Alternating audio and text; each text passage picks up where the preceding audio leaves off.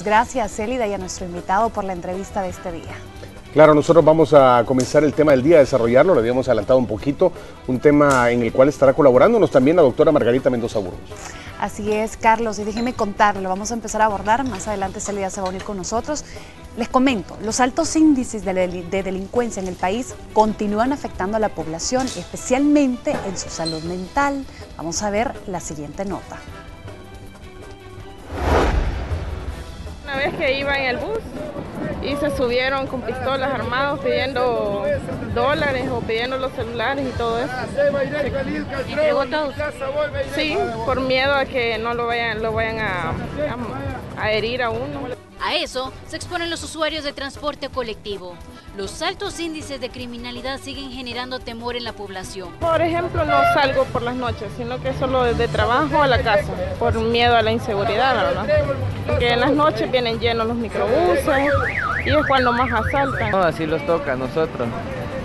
Siempre vamos a tener riesgo en cualquier lugar. Lo que nos toca hacer es trabajar y darle para adelante.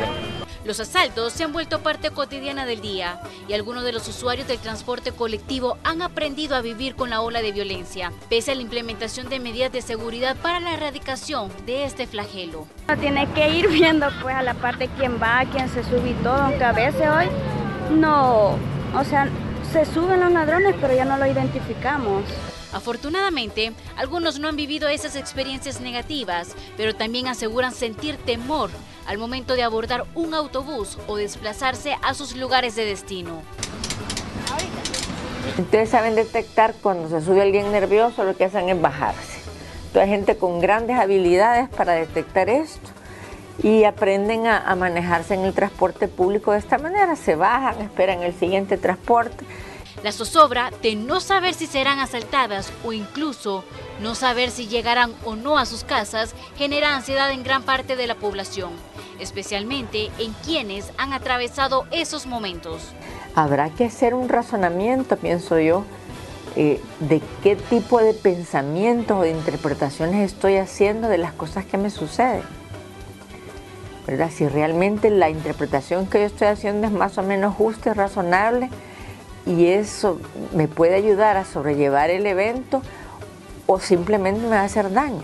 Entre las medidas adoptadas por los usuarios de transporte colectivo están salir más temprano de sus casas, abordar los autobuses o microbuses en otras paradas o esperar a que las paradas estén vacías.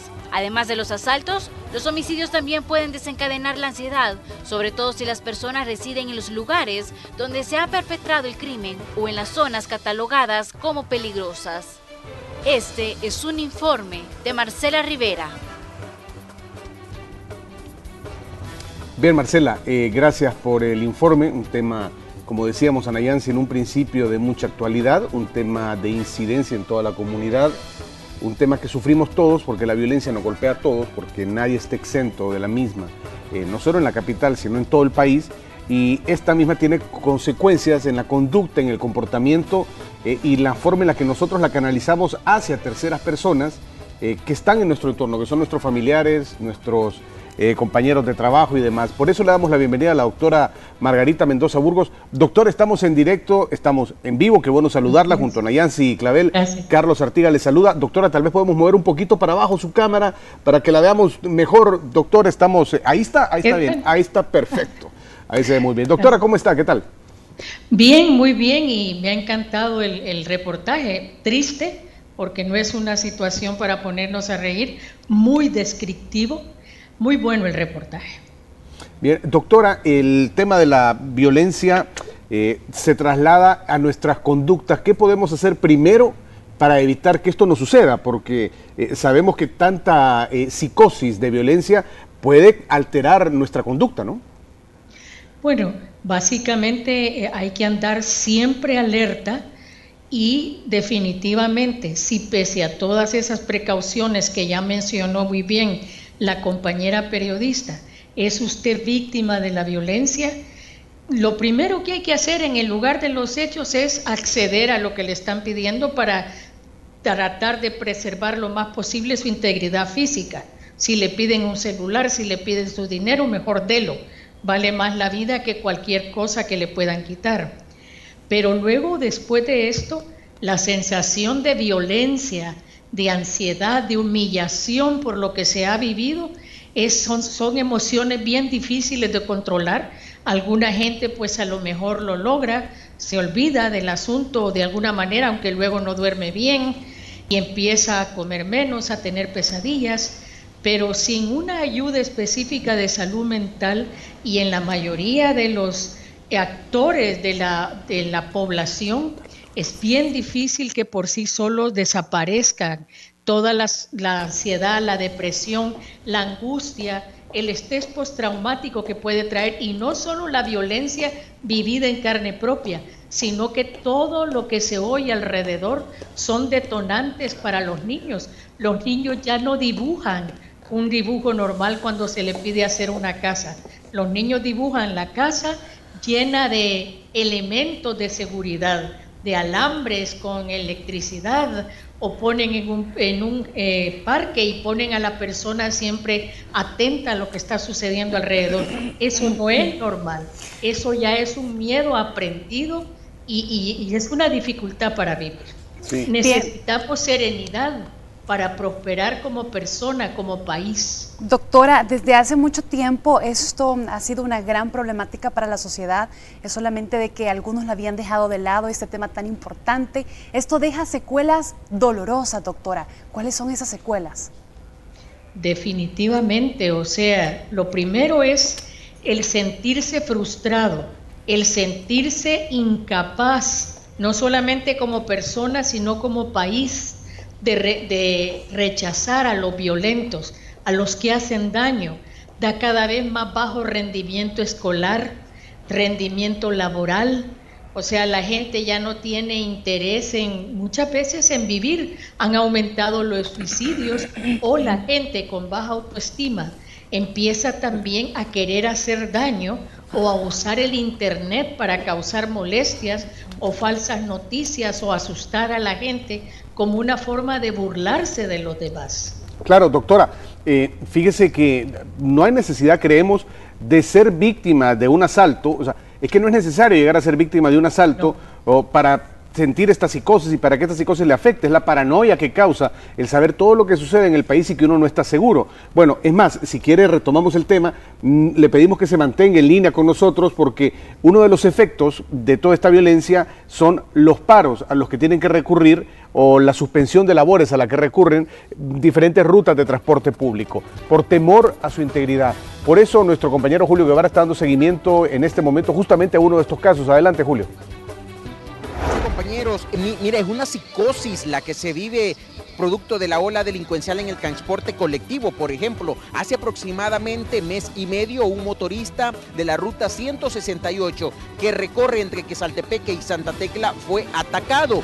Se salvó, está vivo de milagro, y fíjense que en ese ataque también resultó lesionado un pasajero. La historia prácticamente se repitió el día de ayer. Continúan las amenazas contra esta ruta que sale de este lugar donde nos encontramos en Santa Tecla. Si ustedes se fijan, está vacío. El paro continúa. Ruta 168 Quesaltepeque, Santa Tecla no está trabajando por amenazas delincuenciales. El paro solamente es en AB, es decir, autobuses. Los MB, los microbuses, están trabajando de manera normal, pero persisten las amenazas. Ahora bien, ¿se imaginan ustedes con el temor que viajan estas personas que están abordando los microbuses ante las amenazas?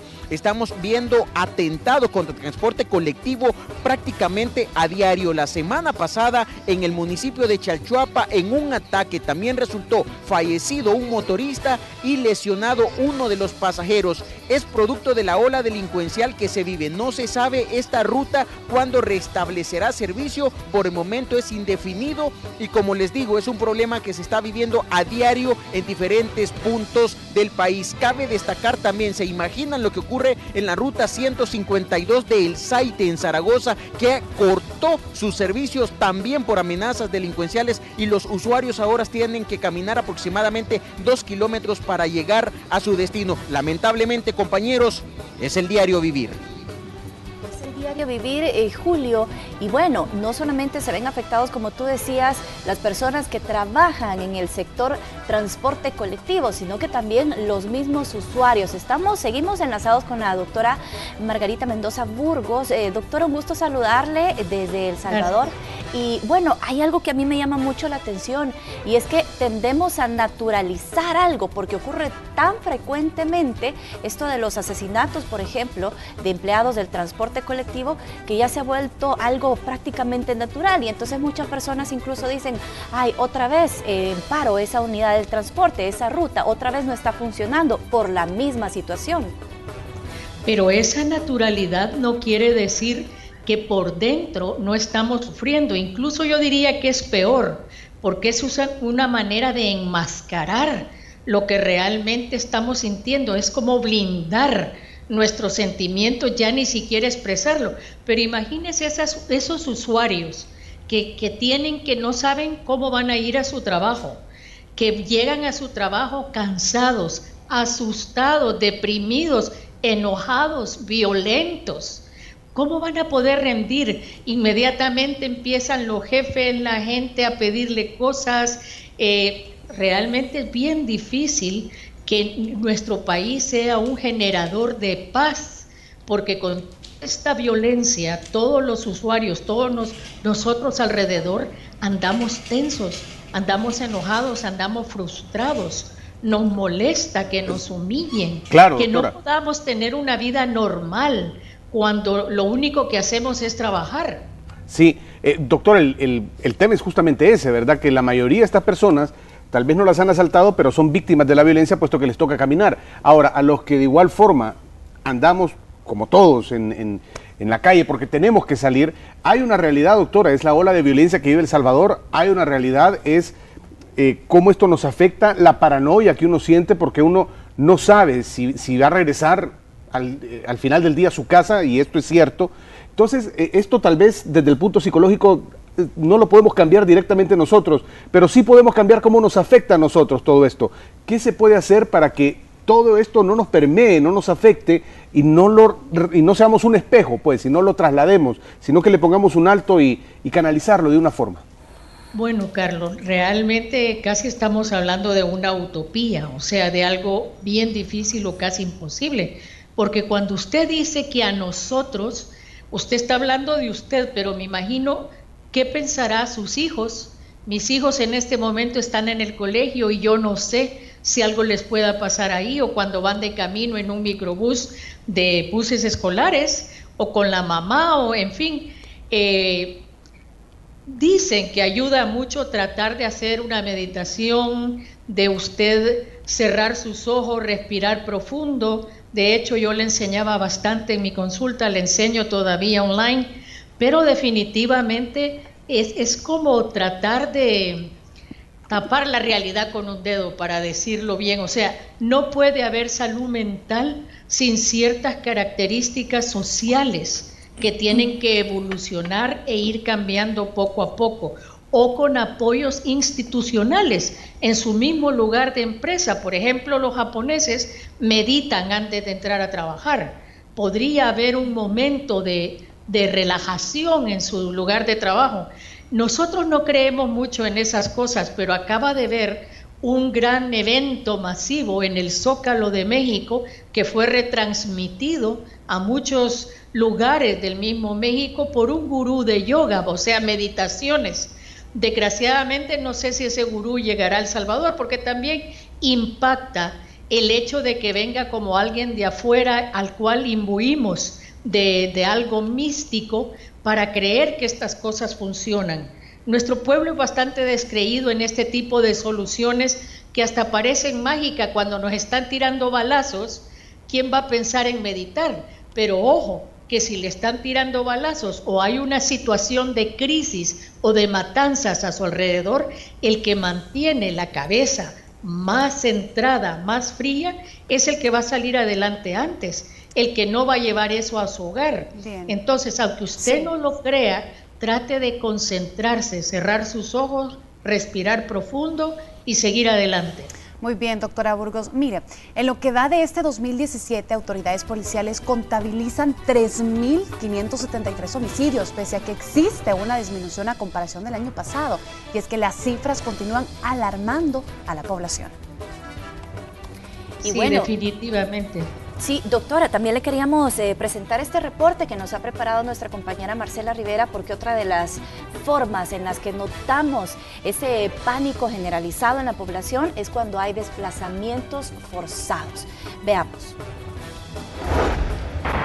Bueno, compañeros, y hablando siempre acerca de la ansiedad provocada por la delincuencia, precisamente eso fue lo que desencadenó una ola de asesinatos precisamente en la comunidad Cristo Paz de San Salvador, porque ese lugar era considerado como uno de los más peligrosos. Incluso el área comercial se redujo casi en su totalidad, y no fue hasta 2015 con la labor de la Fuerza de Intervención y Recuperación de Territorio que se pudo erradicar esta problemática. Así que eso era parte de lo que vivían los residentes de la comunidad Cristo Paz, la zozobra de no saber si ellos podrían llegar o no a sus casas.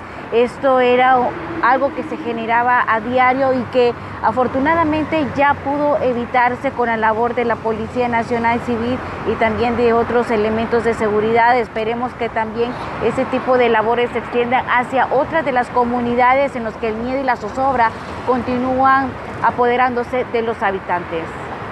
Muchas gracias, Marcela, por tu reporte, y también gracias a la doctora Margarita Mendoza Burgos, que ha estado con nosotros.